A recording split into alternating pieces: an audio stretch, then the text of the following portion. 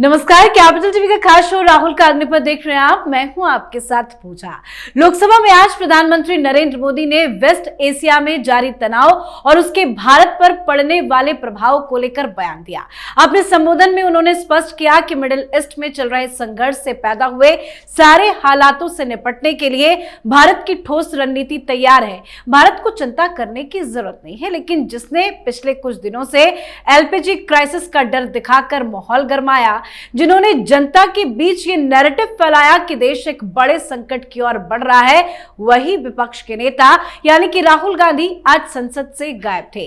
PM Modi के भाषण के दौरान राहुल आज संसद से नदारद थे और राहुल गांधी गुजरात में मौजूद थे। दरअसल आज राहुल गांधी गुजरात के वडोदरा दौरे पर पहुंचे। इस एक दिवसीय प्रवास के दौरान वो आदिवासियों के अधिकारों और उनके संवैधानिक संरक्षण को लेकर एक विशाल जनसभा को संबोधित भी किया। तो संसद से गायब राहुल गांधी पहुंचे गुजरात, आखिर क्या कुछ चल रहा है कांग्रेस में, आज इसी पे चर्चा करेंगे। मेरे साथ स्टूडियो में मौजूद हैं कैपिटल टीवी के एग्जीक्यूटिव एडिटर राजीव जी। सर, आपका बहुत बहुत स्वागत है। राहुल गांधी बार बार मिडिल ईस्ट में जो तनाव है उसको लेकर पूछ रहे थे कि सरकार अपनी रणनीति बनाए, हालात पर चर्चा करे, लेकिन आज जब पीएम मोदी भाषण दे रहे थे तो राहुल गांधी क्यों नहीं मौजूद थे? देखिए, राहुल गांधी का मानना था कि इन्हें ही मिडिल ईस्ट के क्राइसिस पर बोलने का भरपूर मौका मिलना चाहिए जी। मतलब चर्चा की बात कर रहे थे। चर्चा कराने का मतलब होता है कि आपने सरकार की तरफ से कुछ बयान दिए और विपक्ष उसके ऊपर पूछेगा सवाल और सवाल का जवाब सरकार को देना पड़ेगा। मतलब अगर विदेशी धरती पर युद्ध हो रहा है और भारत की विदेश नीति पर यह सवाल पूछते तो इसका मतलब है भारत अगर अपना स्टैंड क्लियर करता कि हम न्यूट्रल हैं तो भी सवालों के घेरे में आता। भारत अगर ये कहता कि नहीं, ईरान और भारत के बीच बेहतर संबंध है जिसका फायदा हमें इस युद्ध में मिल रहा है, ईरान हमारे लिए स्ट्रेट ऑफ हॉर्मुज खोल के रखा है, हम गैस और तेल की सप्लाई सामान्य तरीके से, कठिन तो होगा लेकिन फिर भी हम बहाल कर चुके हैं। अगर ऐसी बातें करता है तो अमेरिका से लेकर सऊदी अरब तक नाराजगी होगी इस बात को लेकर कि ईरान अमेरिका के खिलाफ भी, इजराइल के खिलाफ भी और खाड़ी देशों के खिलाफ भी जंग छेड़े हुए है। तो ऐसी स्थिति में सबसे बेहतर रणनीति होती है चुप्पी साधना, सामान्य तरीके से अपने इंटरेस्ट के लिए हर के साथ बेहतर संबंध बनाए रखना। इसलिए भारत ने यही किया और राहुल गांधी को तो लगता है कि किसी भी तरीके से ईरान के युद्ध में भारत घसीटा जाए और उसका प्रभाव भारत के ऊपर उल्टा पड़े, जिसके कारण भारत में अराजकता जैसा माहौल क्रिएट हो, क्राइसिस हो, लोग सड़कों पर गैस के सिलेंडर लेकर चले जैसे अभी कांग्रेसी चल रहे हैं और उसके साथ पेट्रोल पंप पर लाइन हो, पाकिस्तान जैसे हालात हो, कीमत बढ़ाने की जरूरत हो और इसके कारण फिर से प्रधानमंत्री मोदी की विश्वसनीयता कमजोर हो। ये तो इस एजेंडे के साथ चल रहे थे, लेकिन यहां पर इन्हें लगा कि प्रधानमंत्री मोदी अब संसद में मिडिल ईस्ट के क्राइसिस के ऊपर बोलेंगे।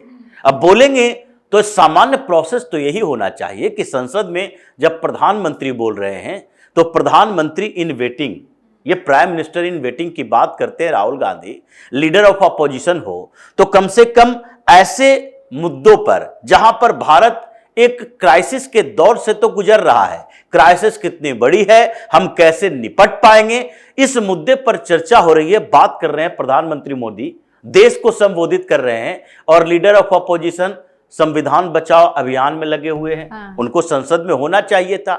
इसीलिए पिछले दिनों अमित शाह ने कहा था कि संसद में इनकी उपस्थिति देखिए, लगभग हर सांसदों का 60% से 65% तक होता है अटेंडेंस और राहुल गांधी का 40% से 50% के बीच होता है। जब संसद का सत्र चलता है तो ये जर्मनी, ब्रिटेन होते हैं और अब तो ये भी कहा जाएगा जब संसद का सत्र चलता है तो ये कभी गुजरात जाते हैं, पंजाब जाते हैं, असम जाते हैं और केरल जाते हैं और बोलते हैं कि हमें बोलने का मौका कम दिया गया, माइक बंद कर दी गई।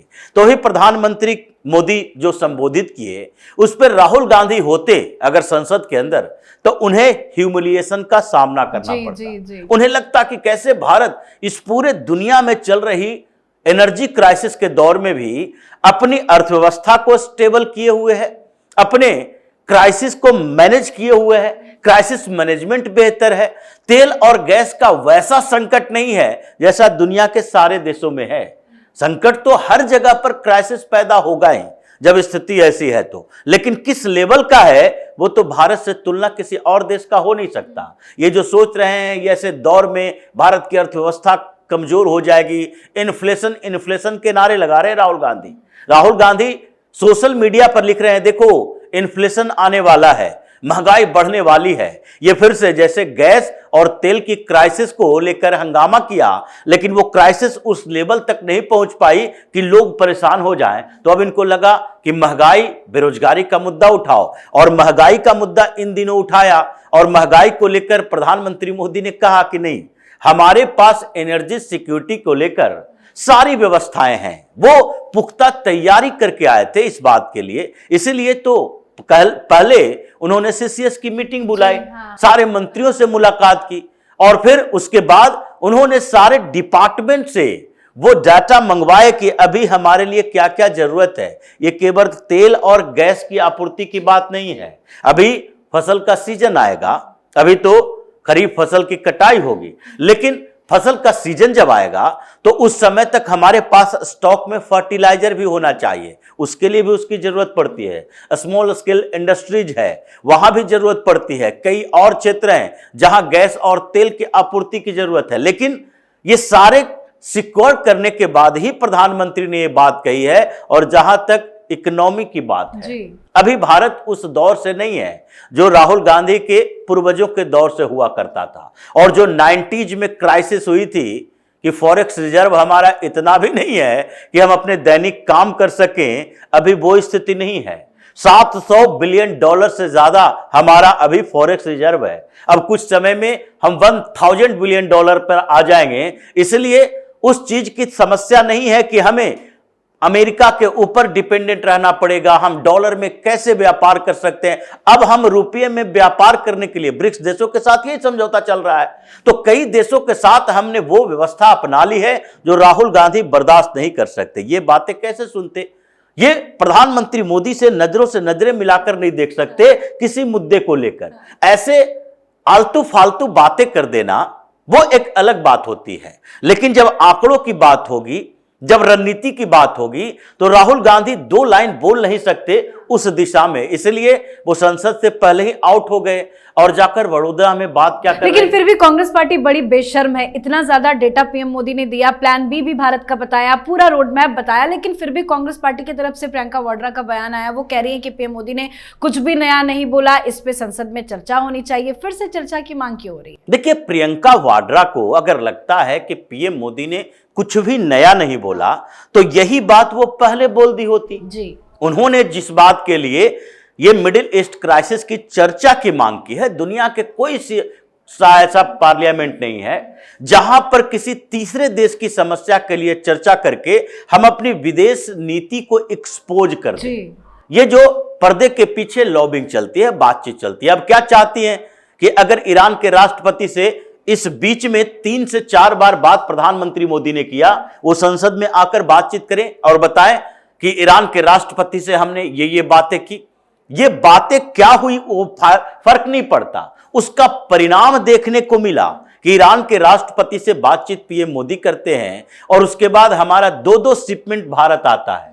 ये प्रभाव की बात है, इसी से आप परिणाम समझ लो। और प्रियंका वाड्रा इसी को समझना चाहती हैं कि अगर ये चीजें हो रही है तो फिर तो हमारा पूरा एजेंडा ही फेल हो जाएगा। इन लोगों का एजेंडा तो है कि कम से कम भारत के संसद में ऐसी चर्चा हो जिससे या तो अमेरिका नाराज हो, या सऊदी अरब नाराज हो, या ईरान खुद ही नाराज हो जाए। ये नाराजगी चाहते हैं कि अंतरराष्ट्रीय स्तर पर भारत को कमजोर दिखने की कोशिश हो, और उस एजेंडे में कामयाब तब होंगी जब प्रधानमंत्री मोदी को यह कमजोर साबित करेंगे। तो ये प्रधानमंत्री मोदी से चिढ़ के कारण भारत को कमजोर स्थिति में पहुंचाने वाली कांग्रेस की रणनीति है, जिसको लेकर इन लोगों के पास तो कोई ऐसी स्ट्रेटजी नहीं है कि जो पहले भी विपक्ष की पार्टियां हुआ करती थी, जो बार बार अंतरराष्ट्रीय समस्याओं में, भारत की क्राइसिस के दौर में एक तरह से कहा जाता था ये सर्वदलीय सरकार है, सत्ता पक्ष विपक्ष सारे लोग एकजुट होकर एक बात करेंगे। कांग्रेस वो कांग्रेस नहीं रही।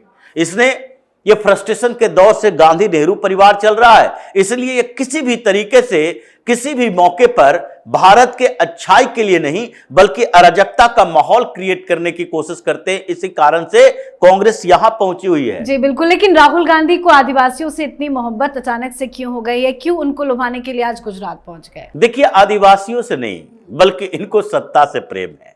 लेकिन फिर भी अगर आप सत्ता से प्रेम में फ्रस्ट्रेशन के साथ स्ट्रेटजी बनाओगे वामपंथियों के साथ मिलकर, तो हश्र यही होगा। अभी राहुल गांधी को गुजरात जाने की जरूरत है या फिर असम या केरल जाने की जरूरत है, पश्चिम बंगाल जाने की जरूरत है? यह चर्चा प्रियंका वाड्रा, राहुल गांधी या इनके सारे स्ट्रेटजिस्ट जितने बड़े नेता हैं, इन लोगों को अभी चुनावी राज्यों में अपना पराक्रम दिखाना चाहिए तो ये अभी भी गुजरात दौरे पर जाते हैं। केजरीवाल और राहुल गांधी, ये दोनों के बीच कोई अंतर नहीं है। अरविंद केजरीवाल अभी पंजाब के मुख्यमंत्री भगवंत मान के साथ हेलीकॉप्टर की सवारी करते हुए गुजरात जाएंगे। यहां दिल्ली में विधानसभा सत्र चल रहा है तो उनको लगता है कि कई ऐसे मुद्दे उठेंगे जिससे अरविंद केजरीवाल के खिलाफ जाएगा, तो गुजरात चले जाओ। अब राहुल गांधी को असम या केरल जाना चाहिए तो वहां जाने के लिए कोई ना कोई बहाना ढूंढते हैं। आदिवासियों के अधिकारों को कहां कुचला जा रहा है जो उसके संवैधानिक अधिकारों की आप सुरक्षा करोगे?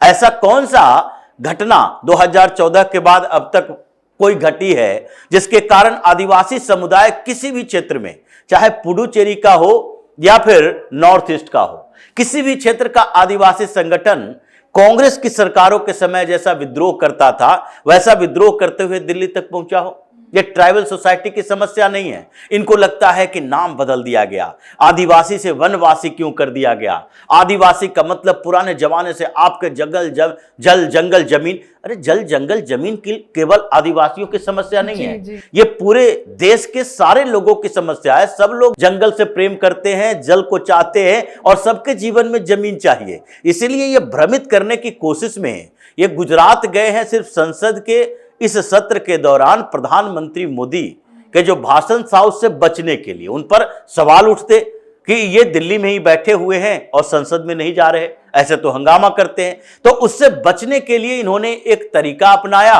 और गुजरात में बड़ोदरा में जाकर कुछ देर तक, ये आदिवासियों की कोई रैली नहीं थी बल्कि इनका एक सेमिनार था। अब कहा जा सकता है कि राहुल गांधी अब पॉलिटिशियन नहीं रहे बल्कि एक सेमिनार अटेंड करने वाले, ये अपने आप को रिसर्च स्कॉलर बनाने में लगे हुए हैं कि अलग अलग मुद्दों पर हम अपना रिसर्च बताएं, लोगों को भ्रमित करने की कोशिश करें। यही वजह है कि राहुल गांधी के ऊपर सवाल अभी भी उठ रहे हैं और कांग्रेस के अंदर भी उठ रहे हैं, केरल से लेकर असम तक उठ रहे हैं कि अगर लोकल लीडरशिप को ही सारे चुनाव लड़ने हैं, जीत दिलानी है, तो फिर ये शीर्ष नेतृत्व में बैठे हुए राहुल गांधी की जरूरत हमें क्या है?